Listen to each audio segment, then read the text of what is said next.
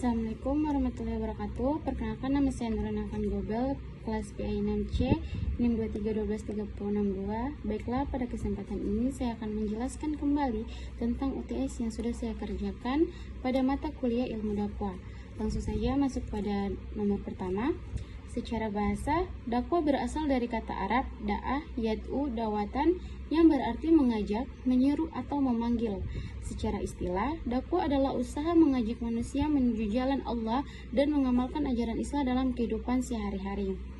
Beberapa pendapat tokoh, yang pertama itu Syekh Ali Mahfudz. Menurut beliau, dakwah adalah usaha mendorong manusia agar berbuat kebaikan dan mengikuti petunjuk, menyeru kepada kebajikan, serta mencegah dari perbuatan mungkar agar memperoleh kebahagiaan dunia dan akhirat. Menurut M. Quraisy Shihab, beliau menjelaskan bahwa dakwah adalah ajakan menuju keinsafan atau usaha mengubah situasi menjadi lebih baik dan sempurna, baik terhadap pribadi maupun masyarakat. Menurut tokoh Yahya Omar, menurutnya dakwah merupakan usaha mengajak manusia dengan cara bijaksana menuju jalan yang benar sesuai perintah Allah demi kebahagiaan dunia dan akhirat. Menurut Amrullah Ahmad, beliau memandang dakwah sebagai aktualisasi iman yang diwujudkan dalam suatu sistem kegiatan manusia untuk mempengaruhi cara merasa, berpikir, bersikap, dan bertindak sesuai ajaran Islam. Analisisnya, perbedaan definisi tersebut memengaruhi cara memahami tujuan dan praktik dakwah di masyarakat modern. Jika dahulu dakwah lebih identik dengan ceramah, sekarang dakwah juga dilakukan melalui pendidikan, media sosial, kegiatan sosial, dan keteladanan perilaku. Baik, selanjutnya nomor 2, definisi dakwah. Dakwah adalah usaha mengajak manusia untuk memahami, meyakini, dan mengamalkan ajaran Islam agar memperoleh kebahagiaan dunia dan akhirat. Prinsip-prinsip dasar dakwah yang pertama itu hikmah atau bijaksana. Dakwah dilakukan dengan cara yang lembut dan sesuai kondisi masyarakat.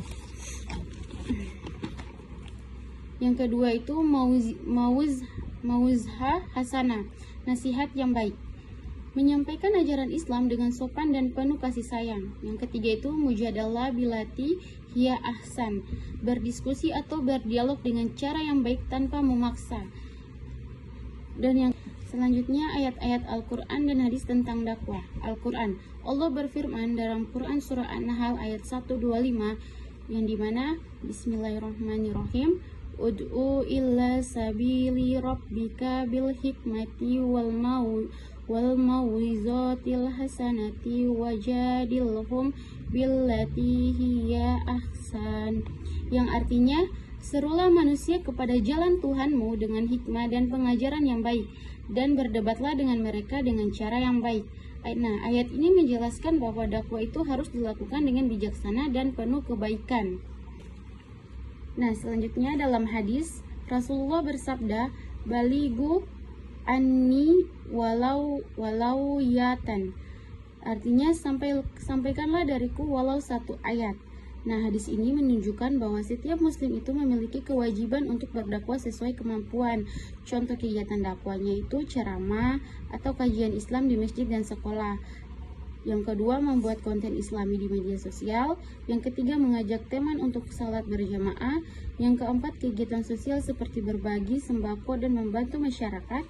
Dan yang terakhir, memberikan contoh perilaku jujur, sopan, dan disiplin dalam kehidupan sehari-hari. Nah, selanjutnya nomor 3, peran dan kompetensi dai di era digital. Di era digital, seorang dai tidak hanya menyampaikan ceramah di masjid, tetapi juga berperan sebagai pendidik, pembimbing, dan penyebar nilai Islam melalui media sosial dan teknologi. Kompetensi yang harus dimiliki dai antara lain, yang pertama, keilmuan atau menahan ajaran Islam dengan benar. Yang kedua, akhlak yang baik, yaitu menjadi teladan dalam sikap dan perilaku.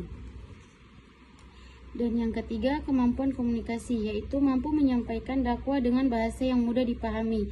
Dan yang terakhir, kemampuan digital, yaitu mampu memanfaatkan media sosial secara positif.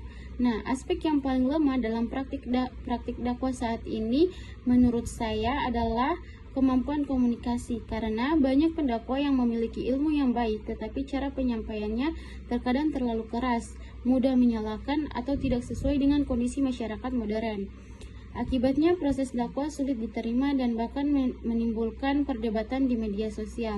Nah, contoh nyatanya ada konten dakwah di media sosial yang menggunakan kata-kata kasar atau menghina kelompok lain sehingga memicu konflik di kolom komentar. Sebagian generasi muda lebih tertarik pada dakwah yang santai, bijak, dan relevan dengan kehidupan sehari-hari dibanding ceramah yang penuh kemarahan. Nah, itu merupakan contoh nyata. Baik, selanjutnya nomor 4. Jika seorang dai tidak mampu memiliki metode dakwah yang sesuai dengan karakter mad'u, objek dakwah, maka dakwah bisa menjadi tidak efektif bahkan menimbulkan dampak negatif. Beberapa dampaknya yaitu yang pertama, pesan dakwah sulit diterima.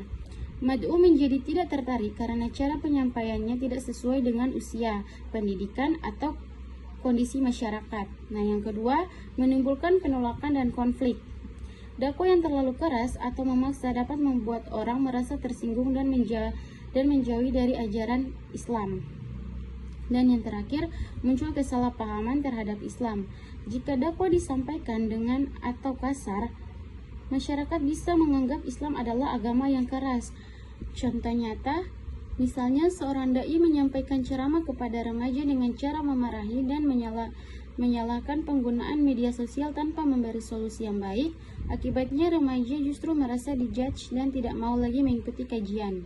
Sebaliknya, jika dakwah dilakukan dengan pendekatan yang santai, menggunakan bahasa yang mudah dipahami, serta memanfaatkan media sosial secara positif, maka pesan dakwah lebih mudah diterima.